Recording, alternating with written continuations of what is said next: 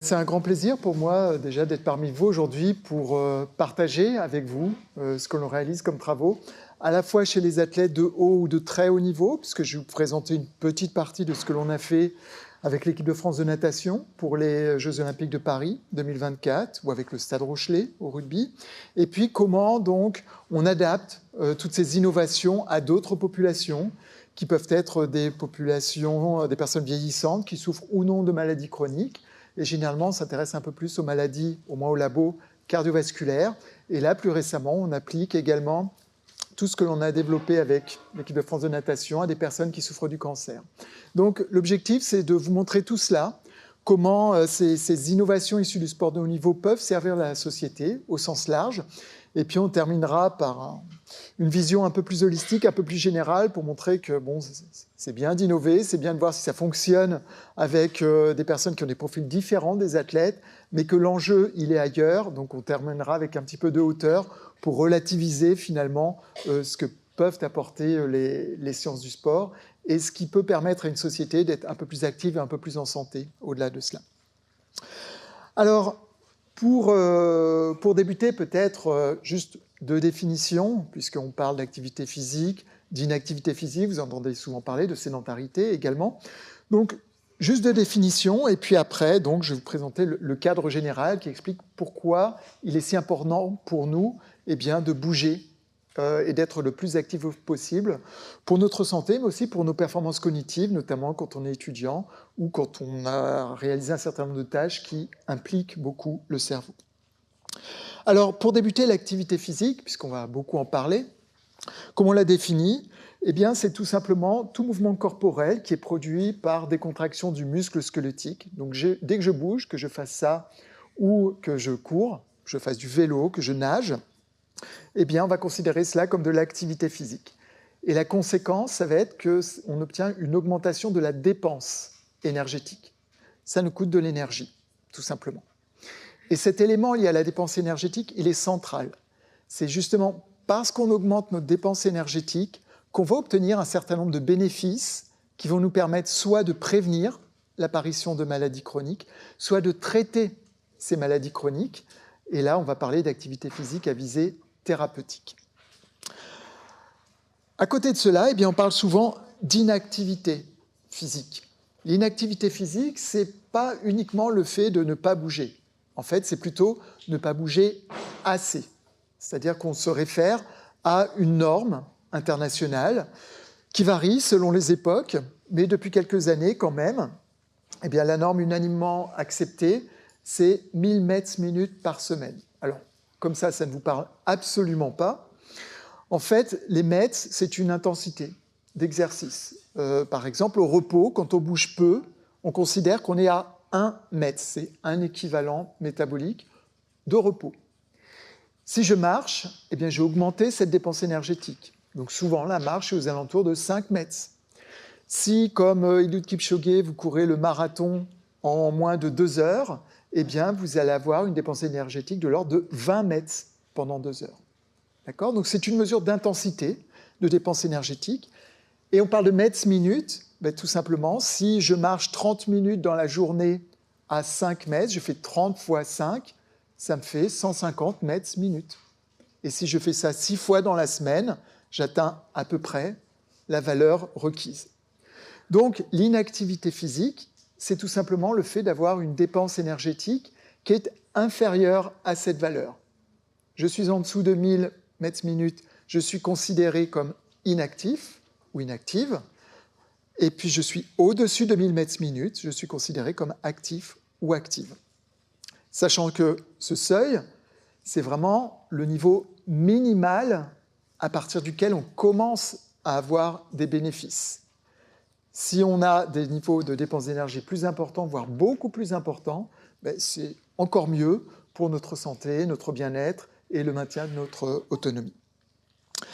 Alors, ce lien qu'il y a entre activité physique et santé, il n'est pas nouveau. Platon, déjà, vous voyez, déclarait « Chez l'homme, le manque d'activité physique détruit la bonne condition, alors que le mouvement et l'exercice physique méthodique la préservent. » Donc c'était du bon sens, et ce bon sens, il a perduré pendant des siècles. Et c'est au XXe siècle où on observait une transition qui fait qu'on a perdu un petit peu ce bon sens. Bon, il y a eu de moins en moins de monde dans les campagnes pour aller dans les villes. Et puis ce faisant, eh bien, on a eu aussi une tertiarisation de l'économie, de plus en plus d'emplois où on est inactif, où on ne bouge pas. On a perdu ce sens commun, quelque part, à tel point qu'au début, enfin au milieu du XXe siècle, on a même considéré pendant un temps l'activité physique comme un facteur de risque. Il fallait éviter de bouger, bon, dans des contextes quand même très particuliers. Là, il s'agissait de personnes qui venaient d'avoir un infarctus. Et ces deux cardiologues, qui sont deux sommités vraiment de l'époque, eh bien, avaient pu montrer que lorsqu'on a eu un infarctus, il fallait à peu près 8 semaines au myocarde pour cicatriser, entre guillemets, cicatriser. Donc la recommandation de l'époque, mais qui s'appuyait aussi sur les connaissances de l'époque, c'était que quand on faisait un infarctus du myocarde, eh bien, il fallait rester alité ou bouger le moins possible pendant au moins 8 semaines. À l'heure actuelle, grâce notamment à un certain nombre de travaux que nous avons réalisés à Montréal, eh bien, la recommandation, c'est de bouger le plus vite possible et avec des exercices à haute intensité. On va y revenir. Donc voilà, à un moment, activité physique était assimilée à un facteur de risque. Mais ces personnes, quand même, c'était les personnes brillantes de leur temps, elles s'appuyaient sur les connaissances. Et Paul White, notamment, a été le médecin, le cardiologue de Dwight Eisenhower. Alors ça vous renvoie peut-être à vos cours de lycée. Dwight Eisenhower, c'était un général de la Seconde Guerre mondiale qui a été président des États-Unis, et il a eu un événement cardiaque avant de participer aux élections à la présidence des États-Unis. Et donc Paul White, qui était son cardiologue, lui a dit que, bon, pourquoi pas, bien sûr, c'était sa décision de se lancer dans la course à la présidence, mais qu'il n'avait pas de choix. Si vraiment il voulait rester en vie suffisamment longtemps, il fallait qu'il intègre l'exercice et l'activité physique dans son quotidien. Donc on voit que même ces personnes qui, 15-20 ans auparavant, recommandaient de ne pas bouger, ont bien sûr évolué dans leur représentation. Et c'est au milieu des années 50 que la première étude de grande cohorte a été publiée et a montré un lien étroit entre activité physique, sédentarité. Sédentarité, c'est tout simplement le fait de rester assis sur des périodes prolongées. Donc un lien entre activité physique, sédentarité et risque d'infarctus du myocarde ou de mortalité prématurée. Dans cette étude, Jeremy Norris, donc, qui était un médecin londonien, a tout simplement quantifié l'incidence du myocarde dans deux populations. Les chauffeurs de bus londoniens, qui sont donc inactifs puisqu'ils ne bougent pas de la journée, ils sont assis, et sédentaires puisqu'ils sont assis à nouveau, et les ont comparés aux contrôleurs. Les contrôleurs, eux, qui étaient actifs, ils bougeaient tout le temps, ils montaient, ils descendaient, et qui étaient debout, donc ils n'étaient pas sédentaires.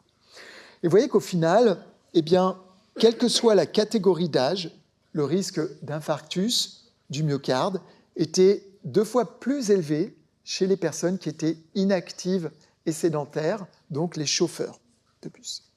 Donc c'était le point de départ de toute une vague d'études, soit de grandes cohortes, soit d'études sur des cohortes beaucoup plus petites, qui ont permis d'établir progressivement ce lien entre activité physique et santé.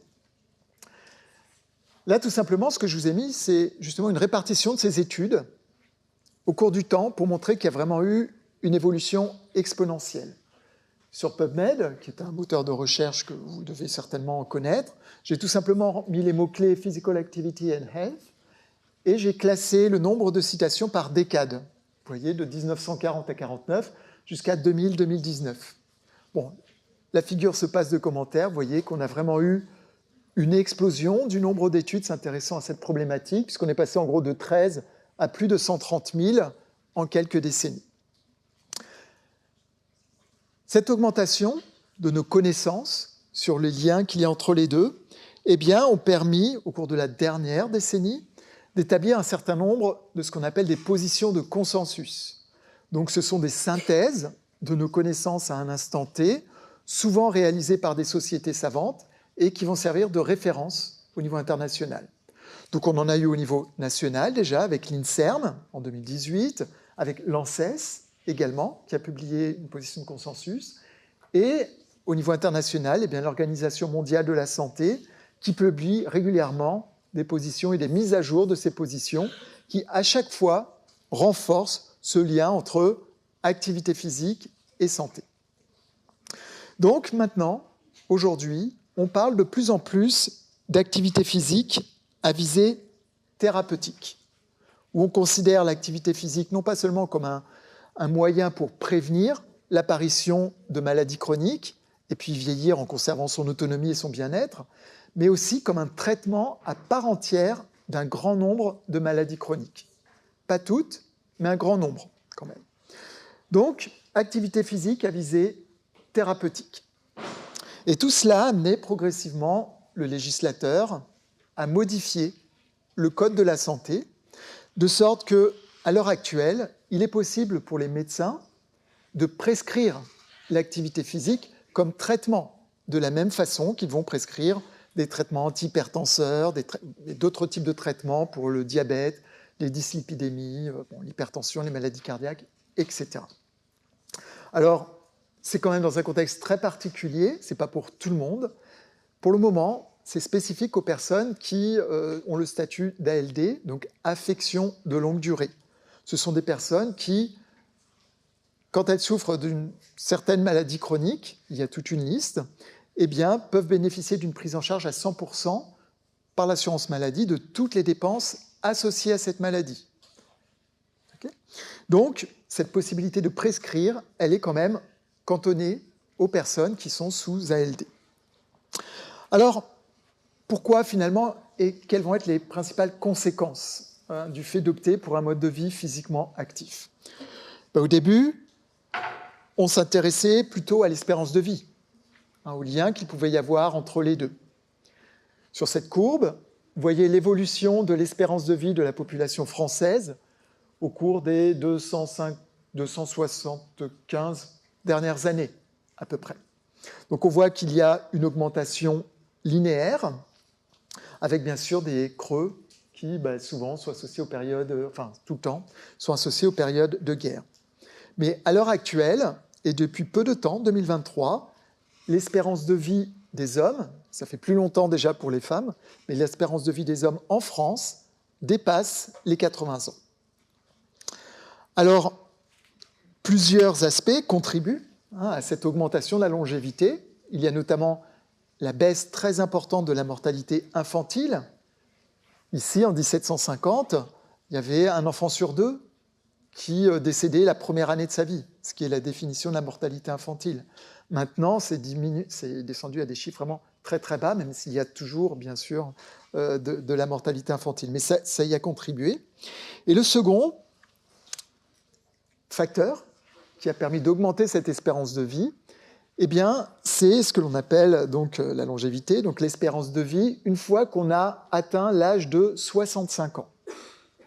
Donc là, vous voyez, c'est un nombre d'années que vous avez ici en ordonnée, le nombre d'années de vie une fois qu'on a atteint l'âge de 65 ans.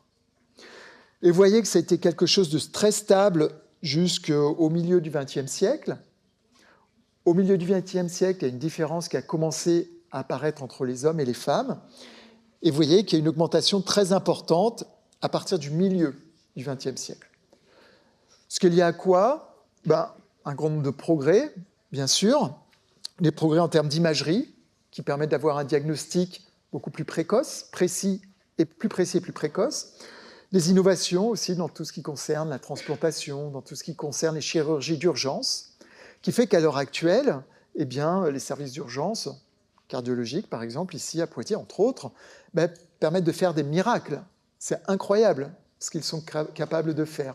Mais on est toujours aussi peu performant pour empêcher d'avoir besoin d'un recours aux urgences et faire qu'on vieillit avec un cœur en santé qui n'a pas besoin d'une chirurgie de ce type.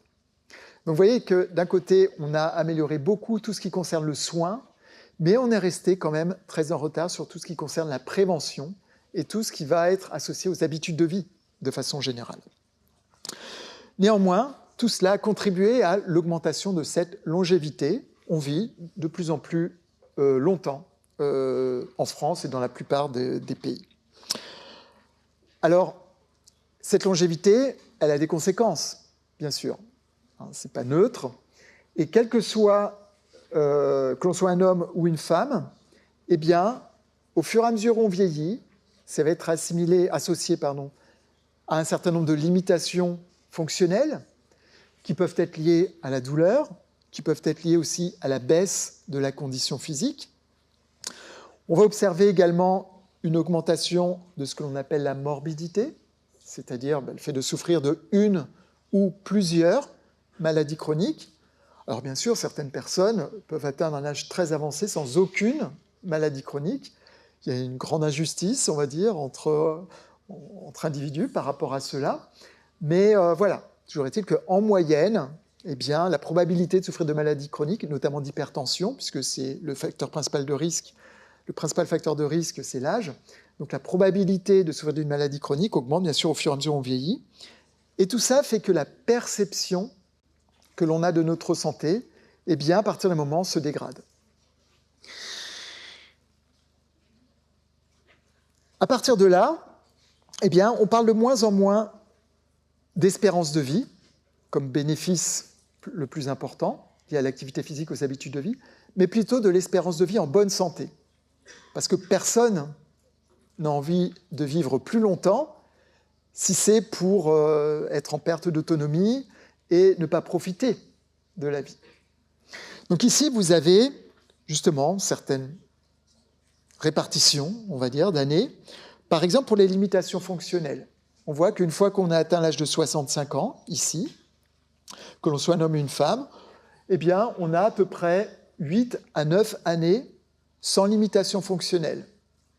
Ensuite, on a une phase de transition, en orange un peu plus foncé, et vous voyez, généralement, en moyenne, j'insiste sur en moyenne parce que ce n'est pas inéluctable, du tout, on va voir, mais en moyenne, les 3 à 5 dernières années de la vie sont plutôt associées à un certain nombre de limitations fonctionnelles. Si on regarde les maladies chroniques, alors il n'y a pas de zone intermédiaire dans les statistiques parce qu'une maladie chronique, c'est un diagnostic. On souffre d'hypertension ou on ne souffre pas d'hypertension, on n'est pas entre deux, d'accord ? Mais dans les faits, il y a bien une phase malgré tout où notre corps se transforme. Néanmoins, vous voyez qu'en moyenne, on a 6 ou 7 ans après 65 ans sans maladie chronique, et puis après, la probabilité elle est beaucoup plus élevée. Et les deux, limitation fonctionnelle et maladie chronique, ont un impact, vous voyez, comme je le disais précédemment, sur la perception que l'on a de notre santé. Elle est globalement très bonne pendant 7 années environ. Ensuite, elle est modérée pendant une période qui va de 7 à 9 ans. Et puis, les 3 à 5 dernières années de la vie, en moyenne, on a une mauvaise perception de notre santé. Donc, c'est pour ça que vous voyez que l'enjeu, j'insiste, ça n'est absolument pas de rajouter encore des années si c'est pour avoir plus d'années dans la zone rouge. Ce que l'on veut, en fait, c'est augmenter au maximum cette période où on est complètement autonome, on se sent en bonne santé, on profite de la vie, on a une bonne qualité de vie, et puis réduire au maximum les deux autres zones.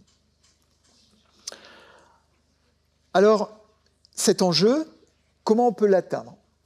Eh bien, il y a un certain nombre de cohortes qui ont été réalisées, de cohortes longitudinales, qui ont étudié la relation qu'il y avait entre un certain nombre d'habitudes de vie et, justement, cette espérance de vie en bonne santé ou le fait de souffrir de telle ou telle complication de santé. Dans cette étude d'Agneta Ekesson, une collègue suédoise, eh bien, elle a suivi donc une cohorte de, si j'arrondis, 21 000 hommes âgés de 45 à 79 ans. Il n'y a pas de femmes. J'y reviendrai, on va voir une autre après où il y a des femmes, mais souvent c'est un problème. C'est-à-dire que trop de nos conclusions sur habitudes de vie, santé, s'appuient sur des données issues des hommes, comme si on pouvait généraliser, ce qui n'est absolument pas le cas. Néanmoins, dans cette étude où il n'y avait que des hommes, à l'inclusion, en 1997, il n'y avait aucune maladie chronique. Et puis, à l'issue de la période de suivi qui a duré 13 ans, il y a eu un certain nombre de décès, un certain nombre d'infarctus, etc. Ils les ont tout simplement repérés, et puis après, ils ont fait des statistiques pour voir le lien qu'il pouvait y avoir avec un certain nombre d'habitudes de vie pour voir celles qui étaient le plus sensibles. Alors, qu'est-ce qu'ils ont observé? Avant de vous donner les habitudes de vie qui ont un impact, cette première figure pour vous montrer qu'il y a un effet additif des habitudes de vie. Ici, vous avez le risque relatif de souffrir d'un infarctus du myocarde en fonction du nombre d'habitudes de vie favorables pour la santé que vous cumulez. Si vous n'avez aucune habitude de vie favorable pour la santé, c'est le risque 1. D'accord ? C'est le risque normal. Si j'ai une première habitude de vie favorable, on voit que ce risque diminue de l'ordre de 20%. Et plus j'ajoute d'habitudes de vie, plus le risque relatif de souffrir d'un infarctus du myocarde, ici, diminue. De sorte que si on cumule 5 habitudes de vie favorables pour la santé, eh bien, on a une diminution du risque relatif de 80%. C'est vrai pour l'infarctus du myocarde, c'est vrai pour le diabète, et c'est vrai pour un certain nombre d'autres maladies chroniques. Pas toutes, encore une fois.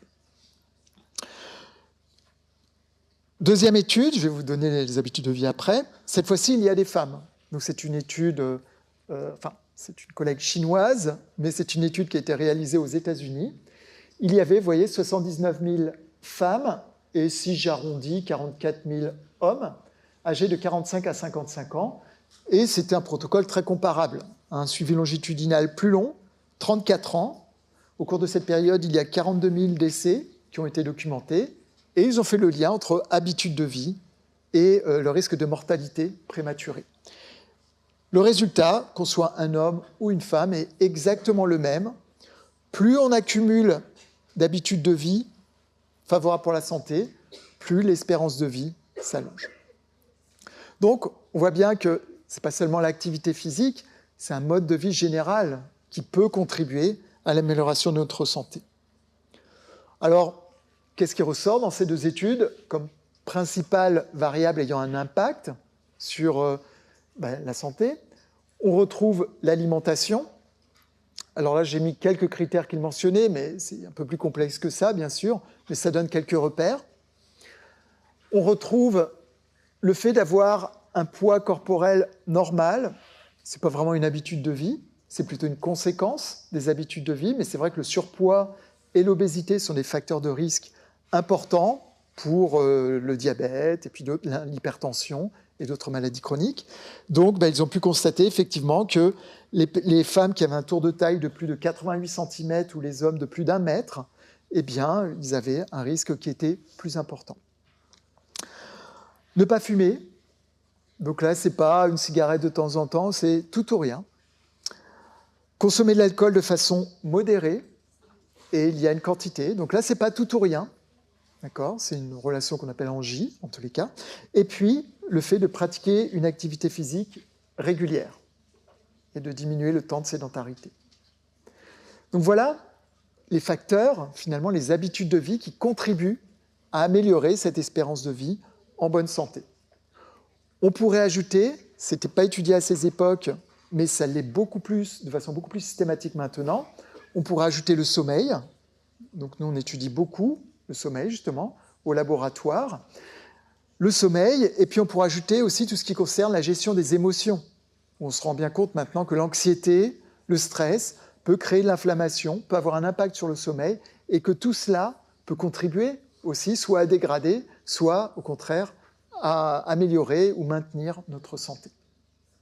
Donc vous avez, voilà, en gros, les habitudes qui ont un impact sur votre santé. Alors, le thème, là, c'est de la médaille au patient.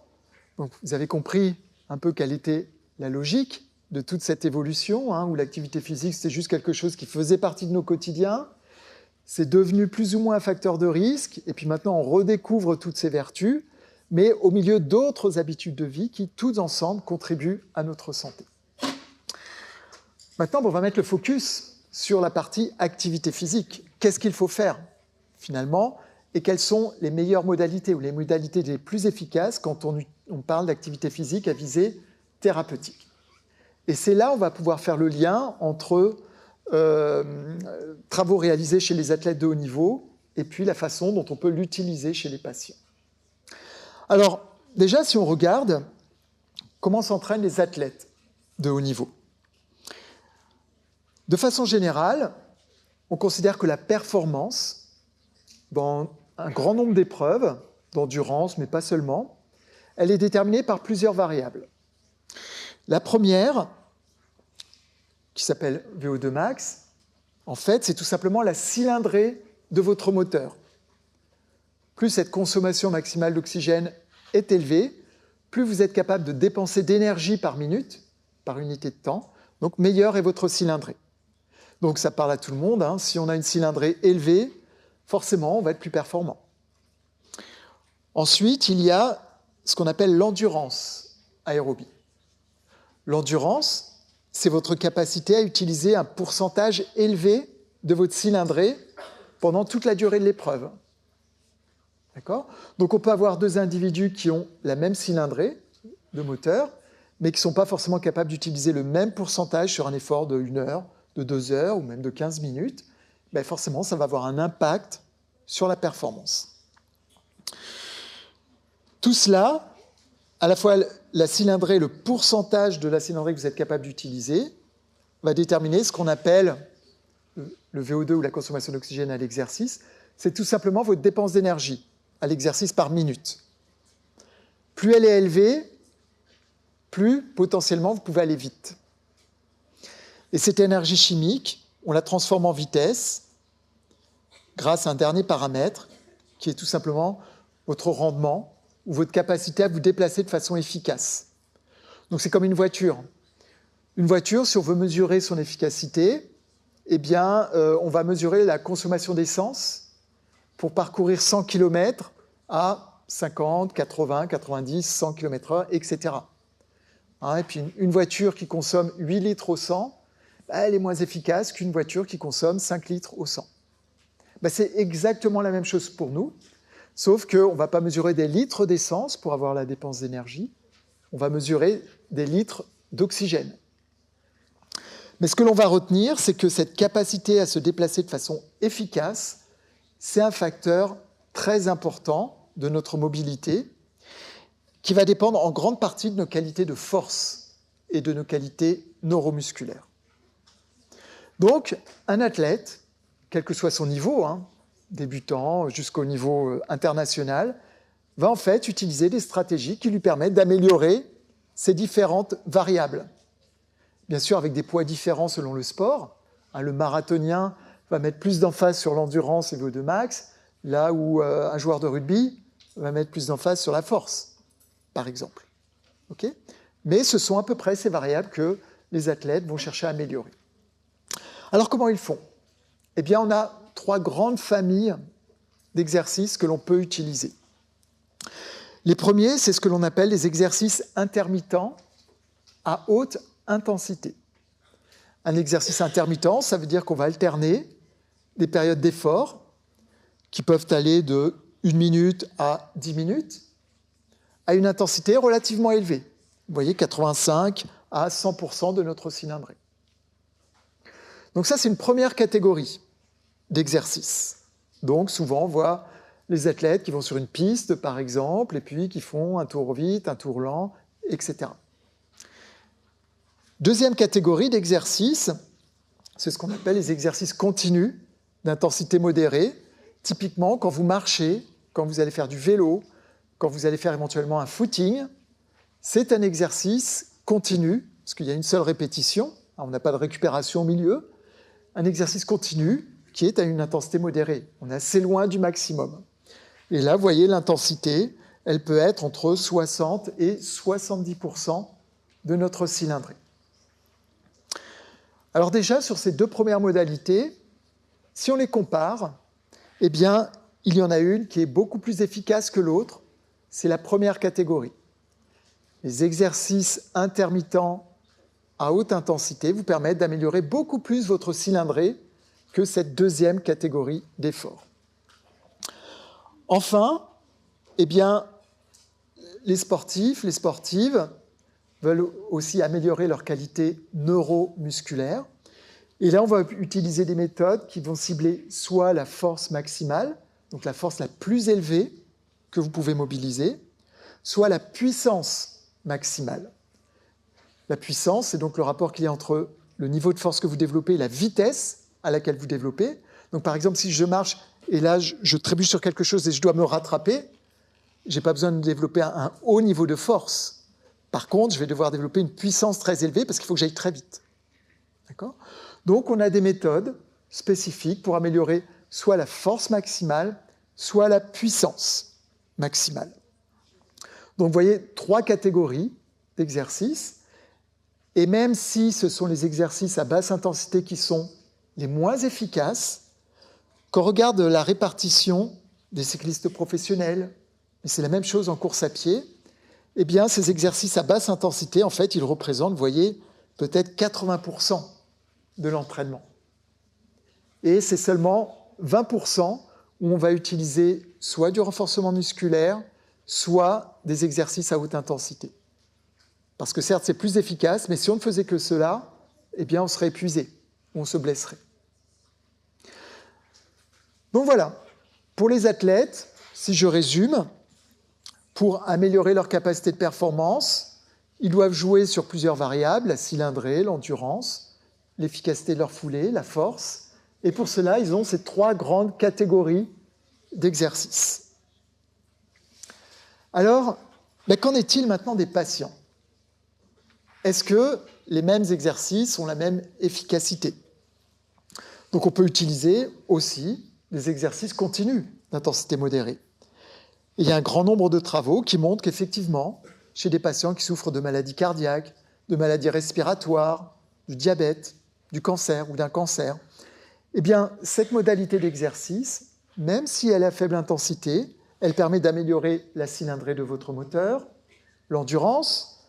Elle permet d'améliorer certaines fonctions spécifiques, par exemple votre profil tensionnel quand vous souffrez d'hypertension, le contrôle de votre glycémie ou de la lipidémie quand vous souffrez de diabète ou de dyslipidémie, etc. Et ça améliore le pronostic, donc ça diminue la mortalité toute cause ou d'origine cardiovasculaire. Donc cette première catégorie d'exercices, il n'y a pas de problème, on peut l'utiliser. Deuxième catégorie, les exercices intermittents à haute intensité. Ce sont les plus efficaces. Et très souvent, on voit les sportifs, justement, alterner ce type d'effort. Contrairement à ce qu'on pourrait croire, ce ne sont pas des exercices qui viennent du milieu du sport.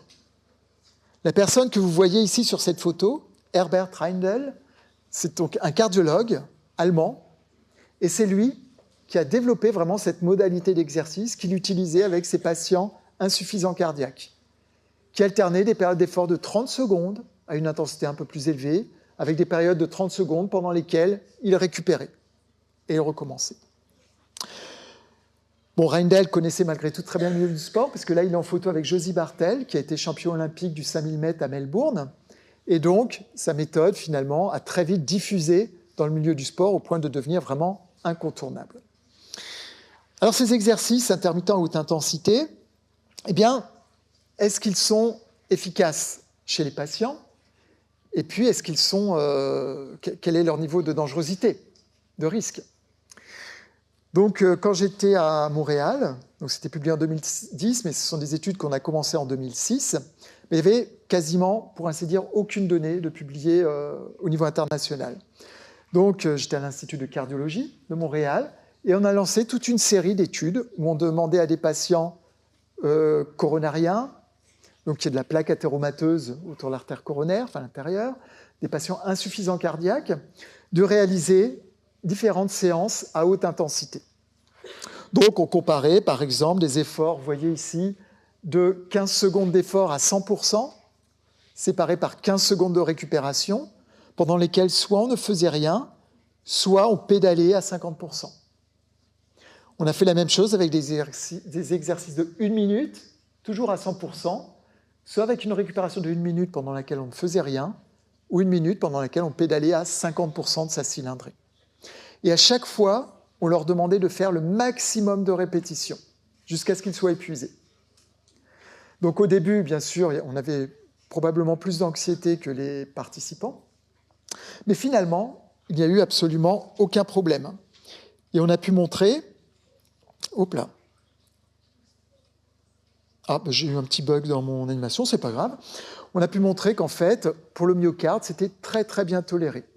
Aucune souffrance cardiaque, aucun signe d'inflammation, aucun signe de lyse musculaire au niveau du myocarde, aucun signe d'ischémie, où on a l'artère coronaire qui se bouge finalement et qui fait que le muscle n'est plus oxygéné. Aucun problème de ce type. Et ils étaient capables de faire ce type d'exercice pendant 35 à 40 minutes, ce qui est énorme. Ensuite, eh bien, on a vérifié l'efficacité. Donc, on l'a comparé aux exercices continus. Et ici, vous avez la réponse d'un participant. Ici, on voit bien les efforts de 15 secondes. D'accord ? Donc, on a une dépense d'énergie qui est plus importante. On a une fréquence cardiaque qui est plus élevée par rapport aux exercices continus. Mais ce qui est très important, c'est qu'on est moins essoufflé. C'est ce que l'on voit ici. C'est votre niveau d'essoufflement. Il est plus bas quand on fait ce type d'effort que quand on fait un exercice continu d'intensité modérée. Pourquoi ? Parce qu'en 15 secondes, on n'a pas le temps d'être complètement essoufflé. Et pendant les 15 secondes pendant lesquelles on ne fait rien, on ne bouge pas sur le vélo, on récupère. Or, pour eux, l'essoufflement, c'est quelque chose de très important. Ça leur fait peur d'être essoufflés, et là, ils le sont moins. Donc, on a un niveau d'adhésion à ce type de méthode qui est très important. Maintenant, et depuis très longtemps, enfin depuis au moins 10 ans, il suffit qu'on qu'on mette une affiche pour dire qu'on recherche des patients cardiaques pour tel type d'études sur des exercices à haute intensité. Très très vite, on remplit les effectifs. Alors, depuis, on a publié un grand nombre de travaux, je ne vais pas rentrer dans les détails, et tout ça permet de faire ce qu'on appelle des méta-analyses. Une méta-analyse, c'est une méthode qui permet de repérer dans la littérature scientifique tout ce qui a été publié sur un thème donné. Par exemple, exercice à haute intensité et puis aptitude cardio-respiratoire de patients cardiaques. On repère tout ce qui a été publié et ensuite on a une méthode qui va consister à coder tous les articles pour faire comme si, au lieu d'avoir par exemple 50 études avec chacune 50 participants, on avait une seule étude avec 50 x 50, 2500 participants. Donc on voit que le poids de la preuve est beaucoup plus important dans ce cas-là, et les méta-analyses, c'est vraiment le niveau le plus élevé dans la pyramide des évidences. Et on voit qu'au fur et à mesure du temps, plusieurs méta-analyses ont été publiées, et à chaque fois, elles montrent effectivement que les exercices à haute intensité sont les plus efficaces en réadaptation cardiaque. C'est pour ça que je vous disais, à l'heure actuelle, la tendance, ce n'est pas de dire qu'il faut rester alité pendant 8 semaines, c'est dès qu'on peut, on reprend l'exercice, et notamment avec des exercices à haute intensité, sous forme de 15 secondes ou 30 secondes d'effort, avec des périodes de récupération. Non seulement c'est très efficace, mais en plus c'est beaucoup mieux toléré. Ici, dans cette étude, ils ont demandé aux patients de coter la difficulté de l'effort. Effectivement, les exercices à haute intensité, on trouve que c'est plus difficile, c'est évident. Mais ils ont demandé également d'évaluer le plaisir que l'on ressent avec ce type d'effort. Et vous voyez, certes, on le trouve plus difficile, par contre, ça nous fait beaucoup plus plaisir de faire ce type d'effort. Alors, maintenant, c'est pour ça que ces exercices à haute intensité sont complètement incontournables au niveau international. Nous, on l'étudie avec des vélos, ce n'est pas ce qui est le plus motivant, mais c'est ce qui est le plus standardisé. Mais on peut l'utiliser sous plein de formes différentes. Dans l'eau, sous forme d'aquagym, sous forme de danse, sous forme de... Vous voyez, il y a de multiples activités qui peuvent être intenses et intermittentes, dans le sens où des fois on s'arrête et puis après on recontinue. Donc tout ça, ça vient du sport de haut niveau. On n'a pas parlé de renforcement musculaire. On a réalisé un certain nombre d'études, cette fois-ci à l'Institut de gériatrie à Montréal, auprès de personnes très âgées. Alors certaines étaient simplement âgées, 75 ans, d'autres avaient 90 ans à peu près, qui cumulaient un certain nombre de maladies chroniques. Et je ne vais pas rentrer dans les détails du protocole, je vais directement vous donner la conclusion. Mais en tous les cas, on comparait des groupes qui faisaient que les exercices plutôt cardiovasculaires et des groupes auxquels on ajoutait les exercices neuromusculaires, donc de renforcement, toujours à haute intensité. Même si des fois, haute intensité, pour eux, c'est un élastique. Il ne faut pas les imaginer sous une barre comme des athlètes. Et ce qu'ont montré cette série d'études qu'on a réalisées, c'est qu'à nouveau, c'est très bien toléré et c'est très efficace. Et chez ces personnes âgées, comme chez les athlètes, ce qu'on avait publié avant des travaux chez des athlètes de haut niveau, comme chez les athlètes, ce que ça permet, c'est que quand ils se déplacent en marchant, eh bien, ils dépensent beaucoup moins d'énergie. Donc, ils améliorent finalement l'efficacité de la marche, et à partir de là, ils peuvent donc marcher plus longtemps, beaucoup plus longtemps. Okay ? Donc, vous voyez que ces trois modalités d'exercice, eh bien, elles peuvent être vraiment très intéressantes. C'est ce que font les athlètes, c'est exactement ce que l'on doit faire avec les patients, en gardant à l'esprit que chez les athlètes, majoritairement, 80%, ce sont des exercices à basse intensité. Chez les patients, c'est la même chose. Si on fait trop d'exercices à haute intensité, on risque à un moment soit de blesser, soit d'être trop fatigué. D'accord ? Donc la logique, eh bien, c'est que quand on travaille avec des patients, on doit être aussi précis qu'avec les athlètes de haut niveau. C'est exactement la même chose. Je dirais même qu'on doit être encore plus précis parce que la marge de progrès d'une personne âgée, par exemple, qui souffre d'une maladie chronique, eh bien, elle est moins importante. Donc pour aller chercher ces petits pourcentages que l'on peut obtenir, eh bien, on ne peut pas se permettre de donner des coups d'épée dans l'eau.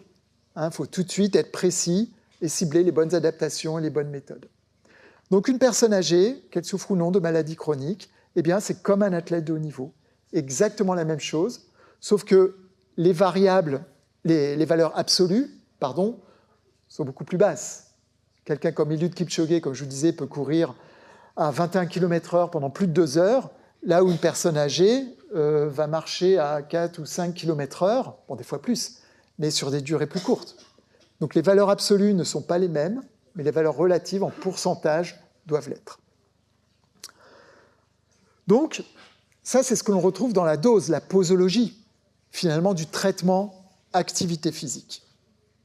Maintenant, la posologie et ce que l'on fait, ce que l'on prend comme traitement, c'est important, bien sûr, mais le plus important, c'est pas ce que l'on fait à l'entraînement ou lors de ces séances, c'est la façon dont l'organisme s'y adapte. Et il faut trouver la bonne dose. Or, cette dose et l'efficacité de cette dose, elle va dépendre beaucoup du niveau de fatigue. Donc, là, je vais vous présenter le programme que l'on a mis en place pendant 4 ans avec l'équipe de France de natation de 2020 à 2024 dans le cadre de la préparation des Jeux Olympiques. Alors, je vais le faire assez rapidement quand même. Notre mission, en tout cas ce que l'on avait proposé dans cet appel à projet national, c'était de les accompagner pour optimiser les 3 dernières semaines avant les Jeux Olympiques. Et quand on part de ce type de projet, il faut toujours avoir un modèle théorique à l'esprit. Un modèle, c'est tout simplement une représentation simplifiée de la réalité. Et nous, notre modèle est très simple, pour le coup. Alors, c'est un modèle mathématique, mais je vous ai épargné ici l'équation. Ce modèle, de départ, il nous dit qu'à chaque fois que vous faites de l'activité physique ou de l'exercice, ça va avoir 2 conséquences. Ça va générer de la fatigue, et cette fatigue va être l'élément déclencheur d'un certain nombre d'adaptations de votre corps, périphériques ou au niveau du cerveau également, qui vont vous permettre d'améliorer votre condition physique. Et d'un point de vue mathématique, puisque c'est un modèle mathématique, la performance, peu importe qu'il s'agisse de faire un 200 mètres 4 nages ou un 400 mètres 4 nages, ou d'aller marcher avec ses petits-enfants dans les bois, la performance, elle dépend de la différence qu'il y a entre ces 2 niveaux, donc de conditions physiques et de fatigue. Quand on s'entraîne beaucoup, on a un niveau de fatigue élevé, un niveau de condition physique élevé, la différence entre les deux est faible, donc ce n'est pas là que je serai le plus performant. Et on voit que tout l'enjeu, pour les entraîneurs, les athlètes, c'est d'identifier les modalités qui diminuent au maximum le niveau de fatigue sans modifier le niveau de condition physique. Et c'est quand la différence entre les deux est la plus grande que l'on obtient les meilleurs résultats. Alors, on a réalisé un certain nombre de travaux qui montrent que la stratégie qui, en moyenne, donne les meilleurs résultats consiste à diminuer progressivement, de façon exponentielle, la quantité d'entraînement, pas l'intensité, il faut la maintenir, cette intensité, parce que c'est ce qui maintient les adaptations, mais uniquement le volume d'entraînement. Et on va le diminuer par 2 pendant à peu près 2 semaines. C'est la stratégie qui, en moyenne, donne les meilleurs résultats. Et le gain auquel on peut s'attendre, c'est de l'ordre de 2% de performance. 2%, ça peut vous paraître peu, mais c'est calculé chez des athlètes de très haut niveau. Et à haut niveau, 2%, c'est la nuit et le monde. Par exemple, Alain Bernard, quand il a gagné le titre olympique au 100 mètres nage libre, il avait battu le record du monde au championnat de France élite, quelques semaines avant les Jeux. Et Eamon Sullivan, qui était son adversaire direct, l'Australien, a battu le record du monde pendant la demi-finale des Jeux.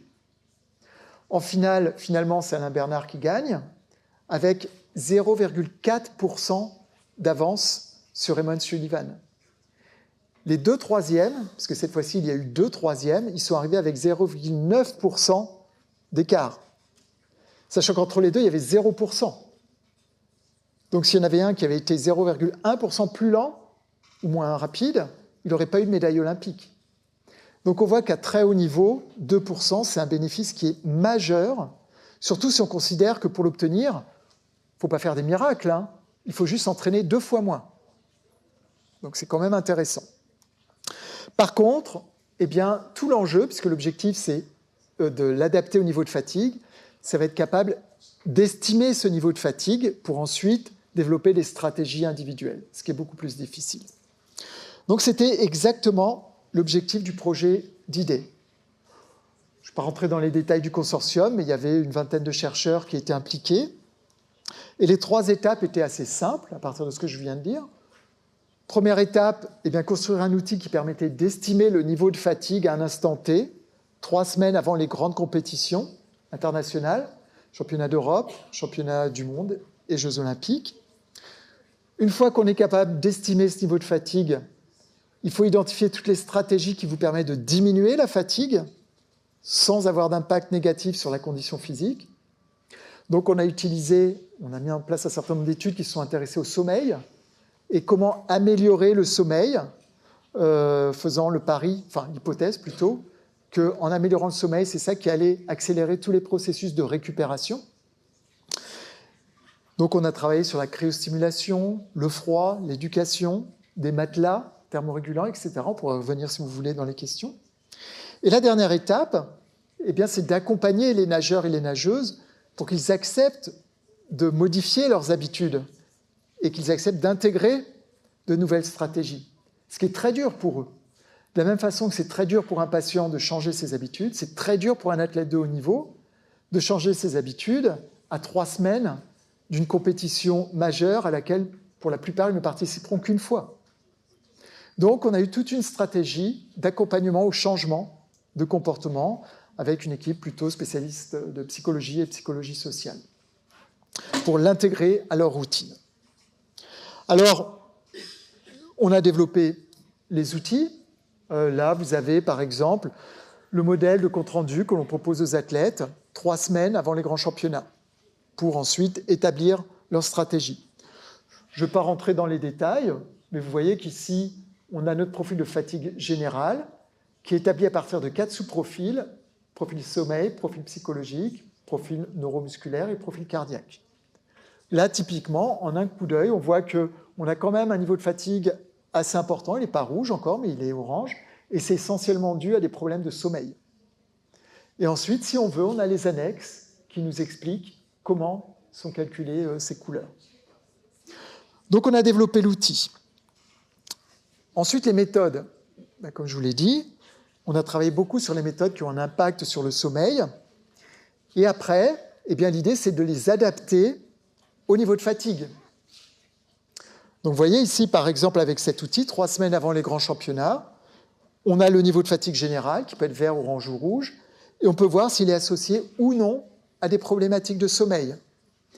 À partir de là, eh bien, on place les curseurs différemment. L'affûtage, c'est qu'en fait, on va jouer sur la quantité d'entraînement. On peut ne pas la modifier ou au contraire la diminuer de façon très importante en fonction du niveau de fatigue. Et on peut y ajouter ou non les méthodes de récupération qui vont avoir un impact sur le sommeil. Donc on place simplement les curseurs en fonction du niveau de fatigue et du niveau de perturbation du sommeil. Et la dernière étape, comment l'intégrer aux routines des athlètes. Donc là, déjà, on a eu des entretiens avec des médaillés olympiques pour leur demander comment ils géraient ces 3 dernières semaines, quelles avaient été, selon eux, les principales difficultés, les leviers qu'ils avaient trouvés pour surmonter ces difficultés, etc. Et ensuite, on a travaillé avec des membres de l'équipe de France. Donc, on a d'abord identifié quelles étaient leurs habitudes, leurs comportements, et quels étaient les déterminants de leur adoption. Qu'est-ce qui faisait qu'ils fonctionnaient comme cela? En gros, nous, il y a peut-être plus de profils, nous on avait 3 profils. Probablement aux alentours des 2/3, ils le faisaient parce que l'entraîneur le demandait.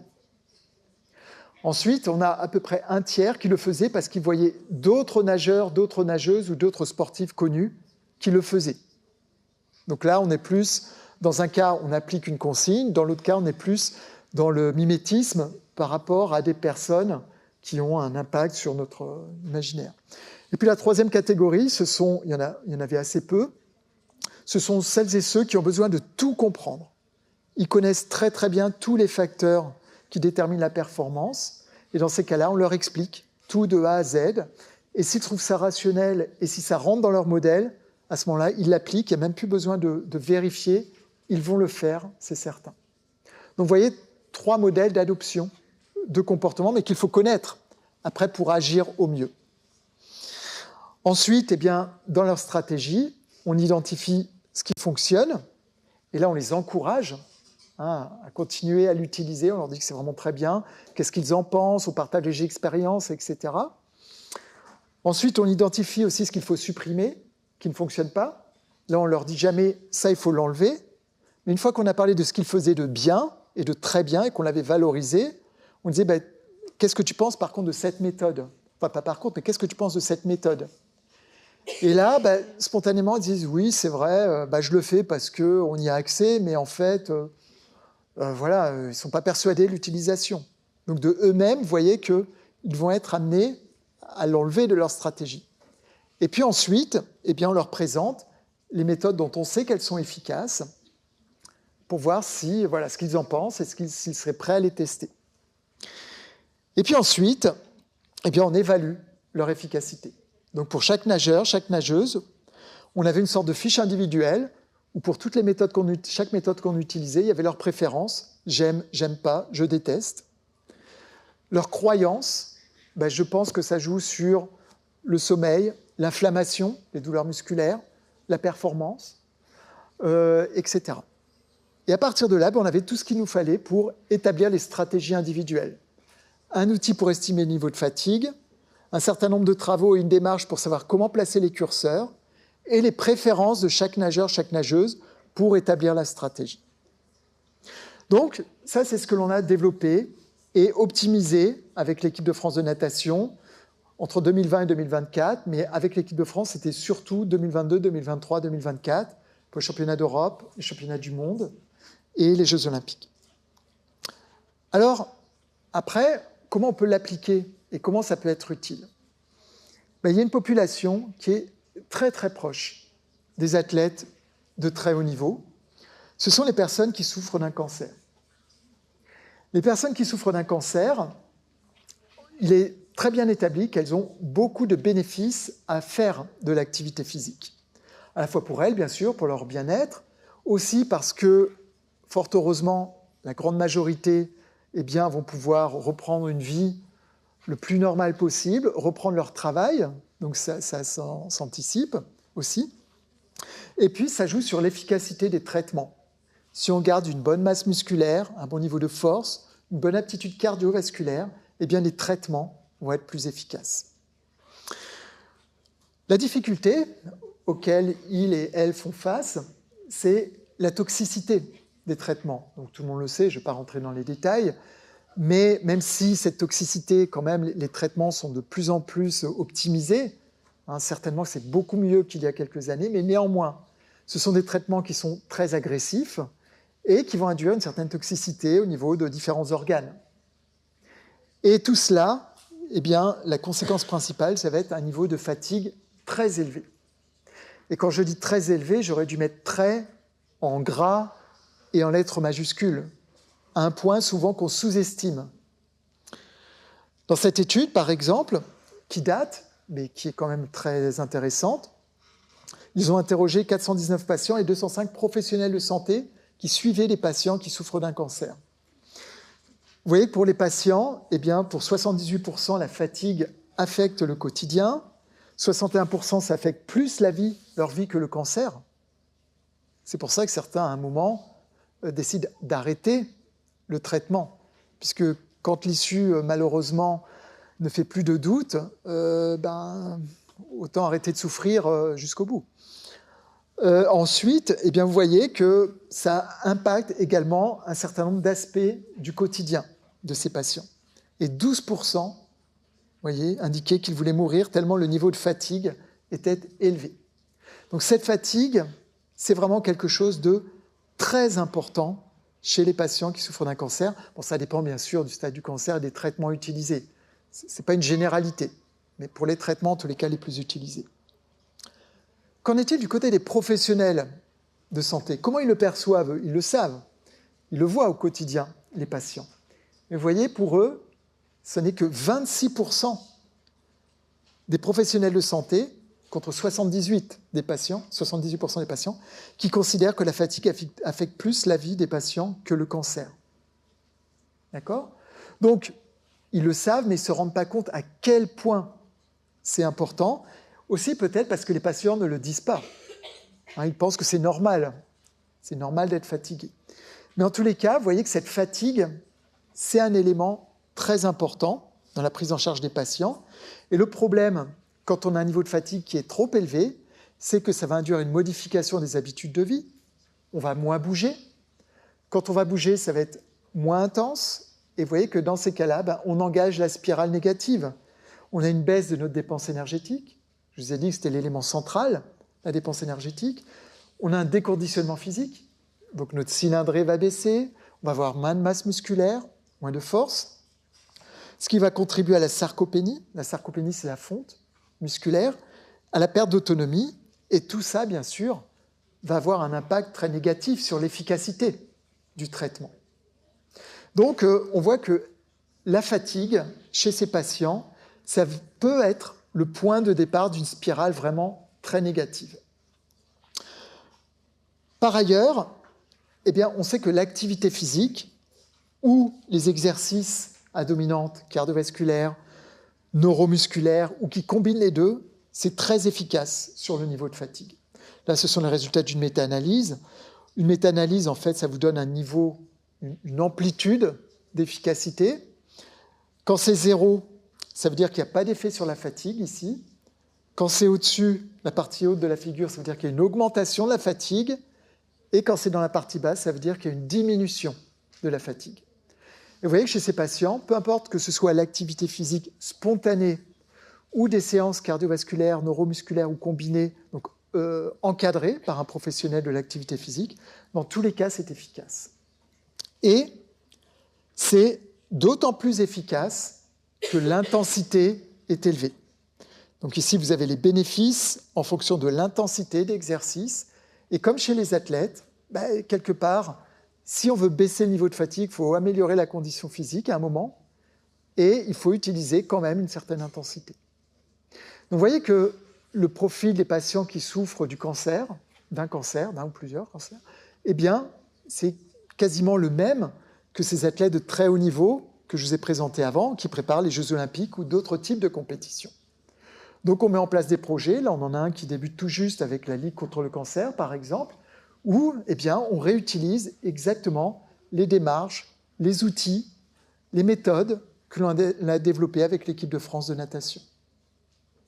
On peut l'utiliser avec ces populations particulières, on peut l'utiliser aussi avec d'autres populations. On a monté donc, des formations pour les dirigeants d'entreprise, pour les cadres, donc toutes les personnes pour qui également fatigue, récupération, sommeil perturbé, niveau d'anxiété majeur, etc., sont des freins à l'efficacité.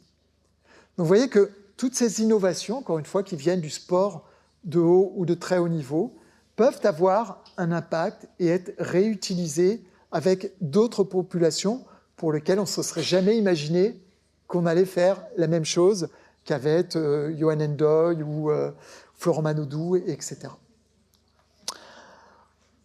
Donc, si je résume, je vous ai donné 2 exemples, avec les exercices à haute intensité et puis là, le suivi du niveau de fatigue. Mais il y a d'autres exemples qui montrent que, ben oui, un patient, une personne qui souffre d'une maladie chronique, c'est comme un athlète de haut niveau.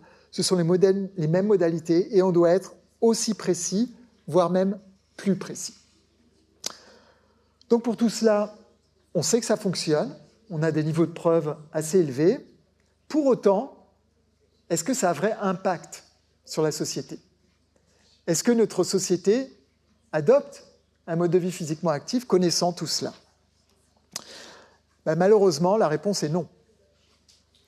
Sur cette figure, vous avez l'évolution de la condition physique de la population mondiale, en moyenne, ici à droite, et j'ai mis quelques exemples de différents pays, pour vous montrer quand même que ce n'est pas tout le monde qui a cette diminution progressive de la condition physique, ça dépend des pays.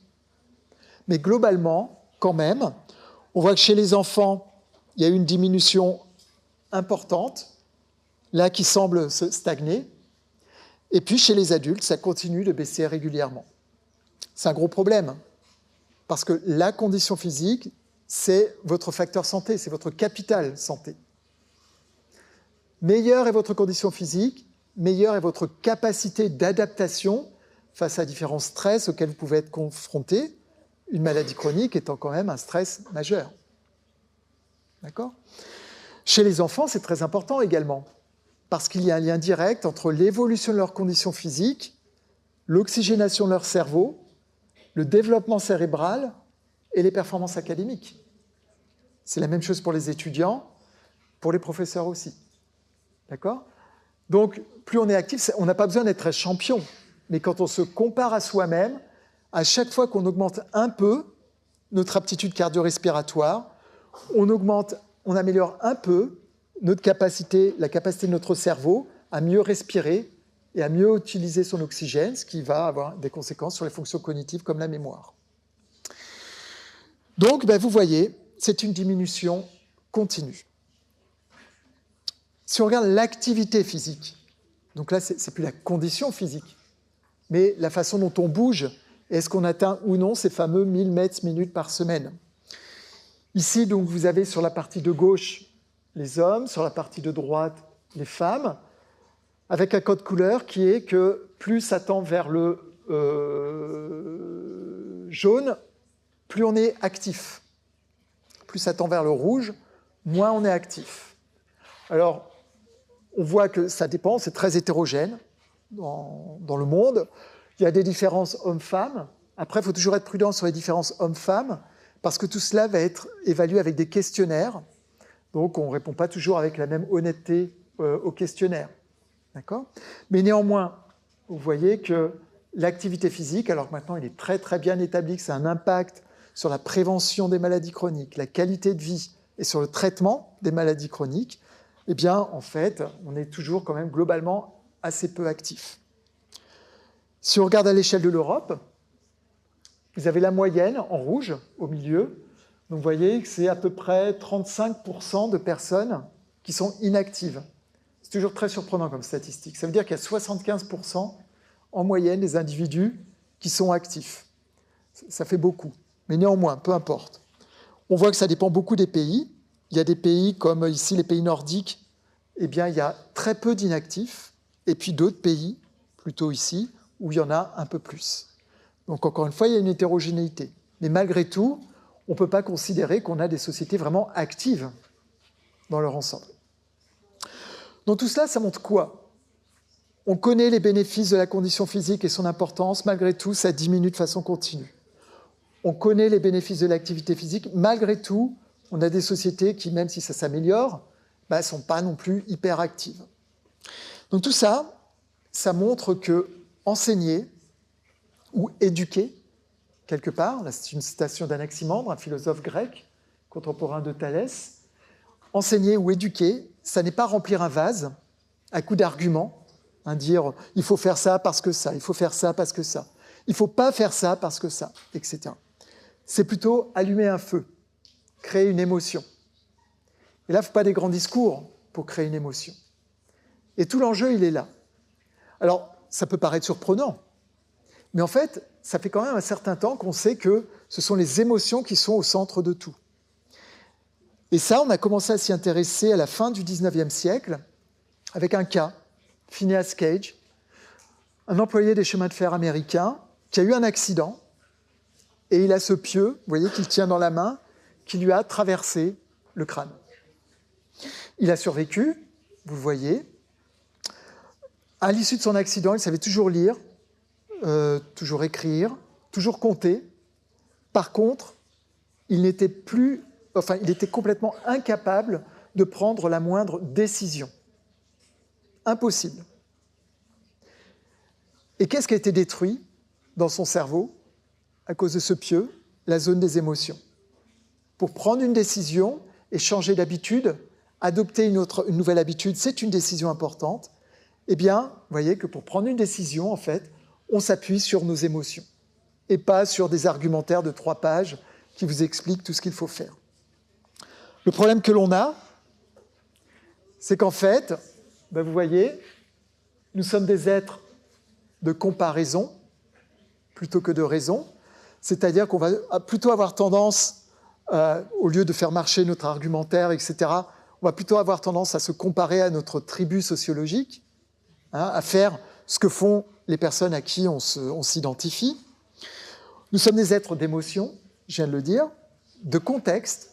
Nos décisions varient complètement d'un contexte en fonction du contexte, qui est complètement irrationnel. Nous sommes des êtres d'habitude, très difficile pour nous, même biochimiquement, de changer d'habitude, et nous sommes des êtres d'intuition. Bref, nous sommes des êtres irrationnels. Donc, voilà, quand on parle d'activité physique, d'habitude de vie, de santé, eh bien oui, on connaît bien tout ce qu'il faut faire, ça a bien été décrit de façon rationnelle, publié, on a des niveaux de preuve qui sont quand même élevés, des fois très élevés, mais ça ne suffit pas, parce qu'il faut qu'on développe des choses pour des individus, nous, tous, il n'y a pas d'exception, qui sont irrationnels. Donc, tout ça, ça montre que l'enjeu, c'est de prendre de la hauteur. Ce modèle ici, c'est ce qu'on appelle le modèle des déterminants de santé, qui vous explique que oui, pour qu'une population soit en santé, certes, il y a des facteurs individuels, mais les facteurs individuels, c'est une toute petite partie. En fait, il y a tout un environnement à organiser pour faciliter l'adoption de nouvelles habitudes, pour faciliter la prise de décision favorable pour le santé, que ce soit d'aller à la fac à vélo ou en voiture, que ce soit de manger un peu plus de légumes, ou peu importe. Il faut que l'environnement le facilite. Donc, on ne peut pas toujours mettre la responsabilité sur l'individu en tant que tel. Et vous voyez que dans les autres niveaux, eh bien, on a des facteurs liés au style de vie, mais on a des facteurs environnementaux, plutôt sociaux, on a des facteurs socio-économiques, culturels, environnementaux, la qualité de l'air, politiques également, selon les pays, le contexte politique permet ou ne permet pas, enfin l'organisation plutôt, permet ou ne permet pas l'accès à tel ou tel type d'activité, etc. Donc, il faut vraiment prendre en compte l'ensemble de l'environnement pour espérer que tous ces travaux aient un impact à un moment sur une population. Alors, à l'échelle de la Vienne, on a essayé d'organiser tout cela depuis quelques années déjà, avec notamment un réseau qui s'appelle Sport Santé 86. C'est un réseau financé par la région et l'ARS, plus un certain nombre d'autres acteurs. Mais vous voyez que sa mission, c'est d'animer un réseau d'acteurs à l'échelle du département. Donc vraiment à l'échelle de l'environnement. Donc on travaille avec les collectivités, avec d'autres associations, avec des structures privées, etc. Donc animer un environnement, un territoire. Ensuite, c'est sensibiliser la population et puis développer l'offre de pratique. En un peu moins de 10 ans, je ne sais même plus quand on l'a lancé, non, ça doit faire 7 ans à peu près, Sport Santé 86, eh bien, on a pu développer un maillage qui fait qu'à l'heure actuelle, n'importe quel habitant de la Vienne a une structure qui peut l'accueillir dans le cadre du sport sur ordonnance à moins de 15 minutes de son domicile. C'est un exemple d'organisation du territoire pour faciliter les décisions individuelles. Ensuite, au niveau académique, très souvent, on a les physiologistes qui vont faire des études de physiologie, les biomécaniciens qui vont faire des études de biomécanique, mais c'est rare qu'on fasse des études vraiment interdisciplinaires où on va combiner des chercheurs de différents profils pour essayer d'avoir une plus-value. Donc on a créé ce qu'on appelle un Living Lab, je vais y revenir, qui s'appelle Life in Motion, c'est en anglais parce que c'est un Living Lab international, qui s'intéresse justement aux habitudes de vie, à l'activité physique et à la santé. Et ce Living Lab, eh bien, il fédère des acteurs académiques, donc des chercheurs issus de plus de 25 laboratoires, eux-mêmes provenant de 7 pays différents. Il fédère des acteurs territoriaux, la région, le département, Grand Poitiers, l'ARS, la DRAGES, enfin des structures de l'État. Il fédère également des entreprises, des bénéficiaires. Donc vous voyez, c'est tout un écosystème, finalement, qui s'est réuni pour monter ensemble les projets. Et ça, c'est très important. Quand on veut, à l'échelle d'un territoire, développer un programme de prévention et de promotion de la santé, oui, on peut s'appuyer sur ce qui a été fait sur les athlètes de haut niveau, etc. Mais la clé, à un moment, c'est de communiquer sur ce programme et de le financer. Si on ne pense pas à ça dès le début, au début, on a une subvention, on peut le mettre en place, mais quand la subvention s'arrête, on ne peut plus rien faire. C'est pour ça qu'au début, quand on travaille avec tous ces écosystèmes, on envisage tout de suite le modèle économique pour savoir, une fois qu'on aura montré que ça fonctionne, comment le pérenniser. Qui sont les acteurs autour de la table, que ce soit les collectivités, l'État, des entreprises, qui seront à même de le mettre en place et de le faire perdurer. On s'appuie beaucoup sur la science citoyenne, la science participative. Les bénéficiaires, les entreprises font partie de l'équipe scientifique pour qu'on ait des protocoles qui ne soient pas complètement déconnectés de la vraie vie. D'accord ? Et voilà. Donc, vous voyez que c'est une autre façon d'organiser finalement le territoire et de jouer sur l'ensemble de ces déterminants plutôt que de se cibler sur des facteurs physiologiques, individuels, etc. Et pour mettre en place tout cela, après, au niveau de la population, on a besoin de structures de transfert. Et nous, c'est ce que l'on a mis en place, comme ça a été dit tout à l'heure, qui a été inauguré il y a 1 an et demi, peut-être, de mémoire. C'est le QG, Habitudes de vie, Sport, Santé, donc qui est la pierre angulaire du Living Lab international, qui est situé à côté de Prométhée, sur le campus du Futuroscope. Donc c'est un espace où on va retrouver une cuisine pédagogique avec 6 postes de travail, un gymnase connecté, une salle de fitness, des espaces modulaires, et puis c'est un lieu très convivial pour que les personnes qui sont éloignées des bonnes pratiques ou des bonnes habitudes de vie se sentent bien, ne se sentent pas jugées. Et là, on développe un certain nombre d'actions. C'est une plateforme de recherche, mais dont l'objectif, c'est vraiment de développer des interventions liées à la prévention et à la promotion de la santé. C'est articulé avec les formations, et à nouveau, on retrouve les mêmes éléments, c'est de la science participative, etc. Donc, voilà, vous voyez qu'à l'échelle du territoire, eh bien, on essaye d'organiser tout l'environnement pour que ces innovations qu'on a la chance de pouvoir développer avec les athlètes de haut niveau, eh bien, elles puissent avoir un impact concret sur la population. Voilà ce que je voulais vous donner comme élément, finalement, au cours de cette présentation, pour montrer qu'il y a un lien évident entre ces deux populations, mais que pour vraiment on soit efficace, eh bien, il faut avoir une approche beaucoup plus holistique qui s'intéresse au territoire et à son organisation plutôt qu'aux individus seuls. Je vous remercie de votre attention.